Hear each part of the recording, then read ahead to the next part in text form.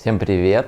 По поводу возраста, на самом деле очень тяжело тут определиться, потому что всегда считалось, что ты можешь в принципе играть до 26-7, но современный Counter-Strike показывает, что предела нету. Вот, к примеру, вам Virtus.pro, которые заключили долгосрочные контракты и будут играть около ТАСС до 35.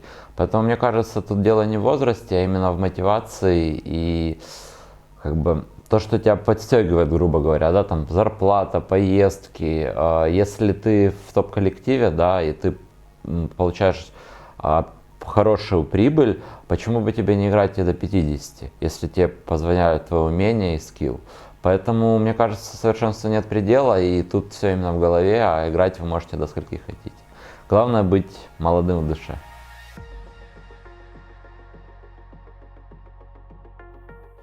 Наверное, я был бы очень рад, чтобы вернулся такой парень, как Поти. Его мало кто знает, но это легенда НИП, легенда СК, один из самых титулованных, наверное, игроков в то время, 2003-2004 год. Мне было бы очень интересно посмотреть, как он вольется в эту игру. И, конечно, Спаун. Спауна, я думаю, знают все. Он также легенда и НИП, и СК, но уже чуть позднего времени, 6-х, 7-х, 8-х годов.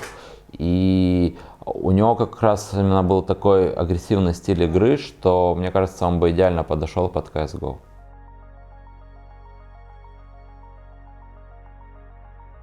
Швейцарская система, в принципе, отличная система, мне очень нравится и нравится многим проигрокам, потому что у тебя был один, в принципе, и любая команда с другой, даже с фаворитом, может сыграть, в принципе, достойно. И ты, в принципе, попадаешься все время в каждом туре команде по своему скиллу.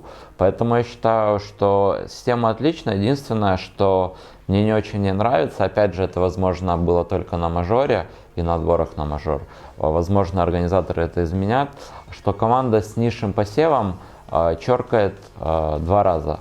И ты, получается, все время почти черкаешь меньше, чем фаворит. Поэтому, мне кажется, в поздних стадиях именно этой системы надо уже убирать этот дисбаланс в плане карт, то есть чтобы все команды одинаково черкали.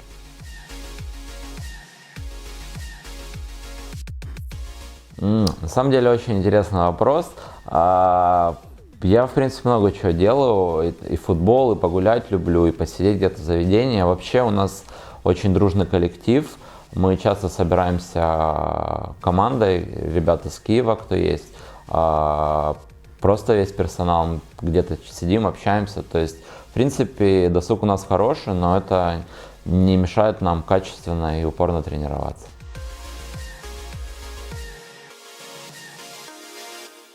Но на самом деле тут надо находить середину, мне кажется, потому что рейдж, он не всегда способствует работе. И, допустим, в нынешней организации я себе не позволял, у меня есть только расстройство в первую очередь.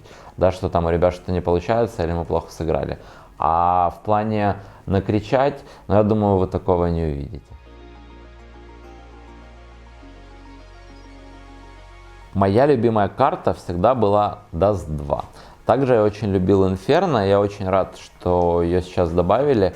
Единственное, что чуть расстроен, что как раз поменяли эту Dust 2 карту, потому что она для меня всегда была самой честной.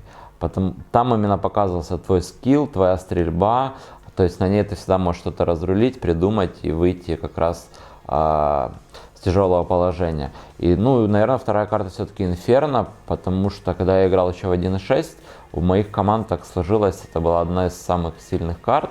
И вообще, это чувство, когда ты на карте, ты понимаешь, что тебе надо сделать, ты все понимаешь, тебе не надо ничего придумывать.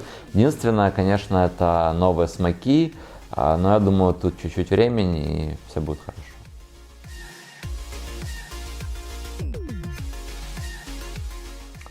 На самом деле очень много турниров. Мы уже отыграли Лас-Вегас, к сожалению, проиграли.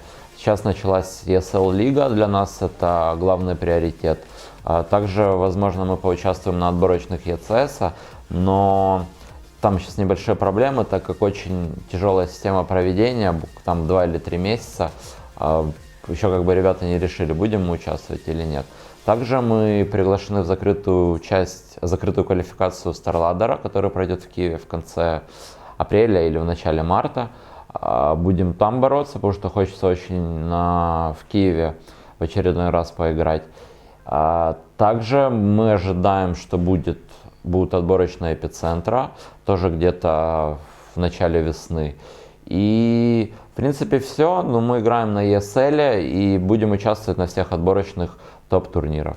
Хотел сказать вам всем спасибо, что все это время с нами.